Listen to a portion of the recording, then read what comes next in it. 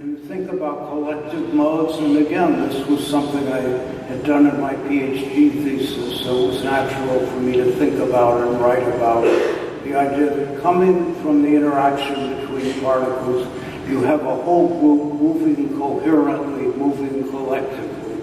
And so these two ideas of individual motion through quasi-particles and collective modes run through the entire many-body problem. They run through elementary excitations and solids. And they are also kind of an interesting way to think about how our society and the world we live in. That is to ask the question, to what extent does the behavior you observe represent some sort of collective behavior, which in fact is emergent, or to what extent does it represent individual behavior marked by the interaction of the individual with her or his surroundings. So we worked mainly in Paris for the next couple of years. We finished volume 1, about half of volume 2, and as I explained in the slide, we didn't finish volume 2. Volume 2 was supposed to be everything you need to know about superfluids, Bose and Fermi. And the reason we didn't is twofold. First, we were tired. We had done just the opposite, of course, what I proposed with Frontiers in Physics. Namely, we tried to write a book where we did dot every I and cross every T. We were tired of writing, and we still knew we had about another 2 years ahead if we really wanted to treat superconductivity, which was growing at a great rate, at the same level as we did the other normal Fermi liquids or superfluid helium. So we gave up on that and decided just to publish the one volume. 20 plus years went by, and people continued to be really interested in that unpublished kind of Samizdat version of volume 2. And so we decided, well, at that time, it was Addison Wesley introduced a series called Advanced Book Classics, which sort of took the best of Frontiers and the best of lecture notes and supplements that David Jackson and I had edited together, informal notes on standard topics in physics, and put those out. So we decided, well, let's put volume 2 into Advanced Book Classics and see what happens. And it, in fact, has done very well.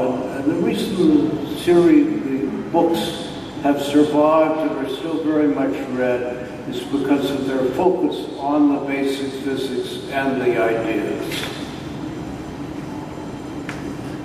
Now I'm going to change topics. What I want to tell you about a lot of experiments in education with which I've been involved in the last decade. You're all teachers, and I am trying to broaden my focus as a teacher and to try to join you in asking, how can we reach undergraduates? How can we teach them more effectively? And how can we reach high school students, high school teachers, high school students? And then why stop there? Why not go to middle school and ask the question, how can we reach out to middle school teachers and perhaps think about a different way of teaching science?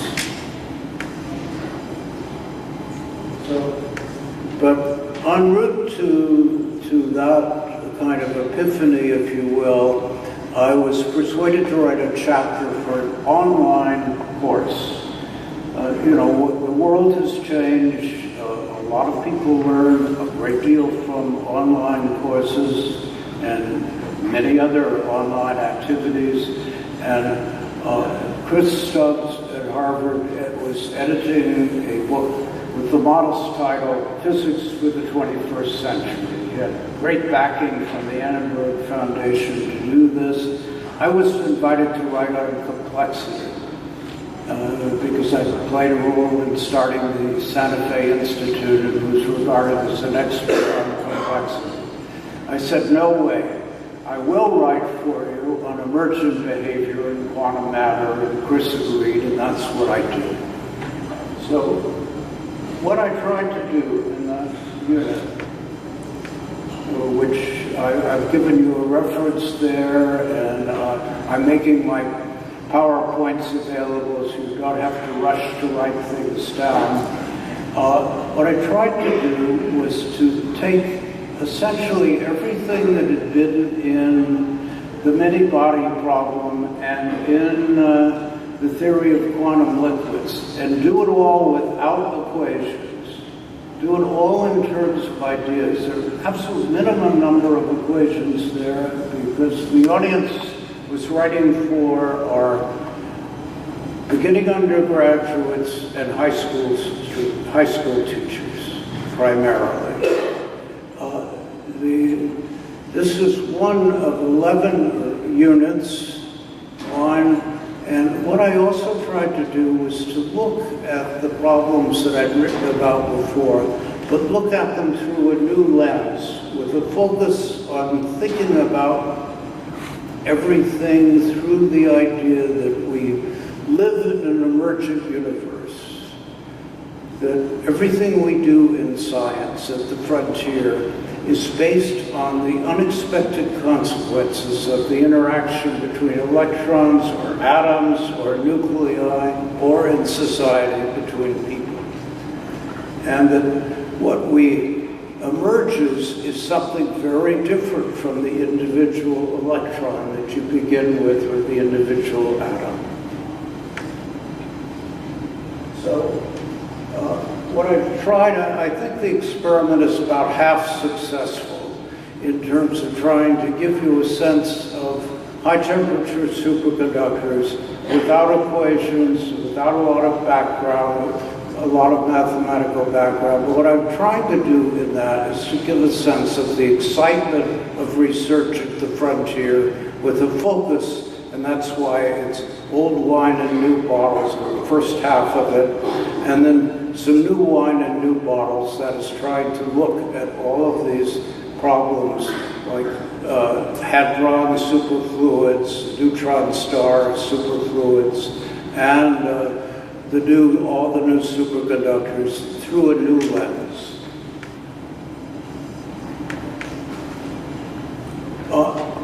As I've emphasized on that transparency, on that PowerPoint, we no longer live in a world in which it's useful to think about things from a reductionist point of view, because things are different. We realize now that almost all the behavior we study is emergent and should be thought of with a quite different set of building blocks. It's no longer useful simply to break things down. We don't dream of thinking about our society, the world in which we live, by saying, oh, it's made up of people, and if we only understand people, we'll understand everything about the society. Well, the same is true of electrons or atoms, or you name it in science. All of biology is emergent. And I'm stressing this because I'm hoping to inspire you to go, when you go back to your classes, when you're teaching them, many of you may already be doing this, to emphasize the excitement of living in an emergent universe. It's far better than living in a reductionist Newtonian model universe with a set of fixed laws. It's much more fun for kids to think about. It's a great way, I think, to introduce kids to science. And I'm going to now expand upon that in this last part of my talk. So the definition of emergence spelled out for you there. And the key is to think, what are the new building blocks? And they're really experiment-based. They're really based on the regularities you observe. You want to think about what we've learned. If you're studying a given material or you're studying society, you want to look at patterns of regularities. and then say, what caused that? What are the gateways? What are the organizing principles that bring about the emergent behavior we're studying? And so it's a focus on gateways to emergence rather than a focus on the elementary particles of which everything is made. So in that unit, there's a nice chapter by Bob Austin, in which, again, it's all about biological physics, emergent behavior, what it finds there. And the series as a whole, I think, is off to a good start. I have tried to persuade through Christoph Annenberg to keep revising it and make it a far more interactive series. I hope over time that will happen. But I encourage you to take a look and send me your feedback, send Annenberg your feedback on what you find. The next two things I'll talk about, and I'll do so fairly briefly, are two experiments at online education through the equivalent of a science museum that is trying to have exhibits that introduce you to a topic. The first was music of the quantum. This was an idea of Piers Coleman connected to a ICANN meeting that we had in 2003, right at the beginning of the Gulf War. And we commissioned a really neat piece of music, which you could find on that site, called Music of the Quantum. And the idea was to attract a lot of reporters in New York to come to that opening performance of this world premiere of this music, and then write about the connections between emergent behavior and the quantum criticality that we're discussing at the meeting. The Gulf War was just beginning. We had only one reporter, and he did not choose at that time to write about what we were doing. So it failed in that sense, but it lives on in the website, and I think you will enjoy visiting there. You'll find also a lot of interviews with many of the names you'll recognize. And again, I think interviews with people talking about things they love and things they care about are a good way of turning on the young and a great adjunct to one's teaching at any level. Moving on. Through ICANN, we conceived of the idea of trying to start an online science museum.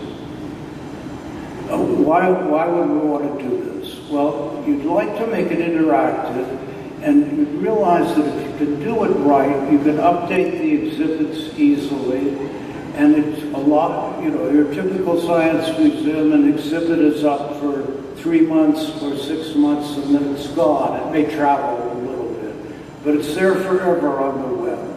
So this is our effort to do it. We had terrific help from the point of having a founding director, Susie Tucker, who was herself a quite good scientist. She was a theoretical chemist, chemical physicist, and she decided she really wanted to be a graphic designer.